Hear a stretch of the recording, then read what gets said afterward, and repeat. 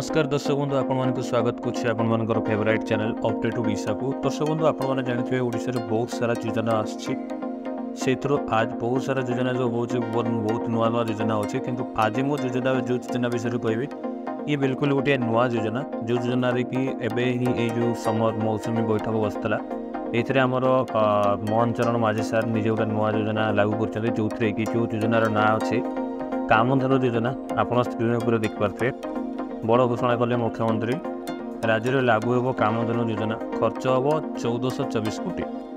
पुणी बड़ निष्पत्ति नेले मोहन सरकार राज्य में दुग्ध उत्पादन वृद्धि लागू हो कामधेनु योजना। जातीय मौसुमी बैठक में अर्थ मुख्यमंत्री मोहन माझी यही सूचना देइछन्ति। कामधेनु योजना खर्च हम 1424 कोटी टंका। गाई गोरु स्वास्थ्य और चिकित्सा लगी गोमाता योजना होइछि। सेहीपरि बुला गाई गोरु लगी मुख्यमंत्री प्राणी कल्याण योजना पशु संपद उत्पादन कृषकों जीवन खाद्य और आय निजुक्ति प्रदान में मुख्य भूमिका वहन करता।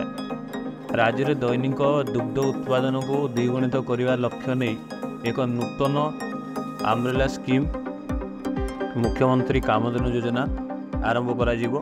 यह अधीन प्रतिवर्ष 2000 हिताधिकारी को 2टी क्रॉस ब्रीड गाई रखापी क्षुद्र दुग्ध यूनिट प्रतिष्ठा करायापी एसह 20,000 दुग्ध चाषी को रियाती रे बाछुरी खाद्य जोगाई दिज्व। 1 लाख चाषी दुधियाली गाईर बीमा सहायता पाइबे। एसबू को दृष्टि रखी प्राणी संपद विकास क्षेत्र में मोट आवंटन 697 कोटी टंका वृद्धि करा मुख्यमंत्री बजेट अभिभाषण बेले सूचना देते। तेबे ओडिशार प्रथम थर पर क्षमतासीन होइथिबा भाजपा सरकार यह हृदयंगम कर निज प्रथम बजेट रे समृद्ध कृषक योजनार परिकल्पना करिसेंति। 5,000 कोटी टंका व्यवहार करा गुरुवार विधानसभा बजेट उपस्थापन बेले मुख्यमंत्री मोहन चरण माझी सूचना देते।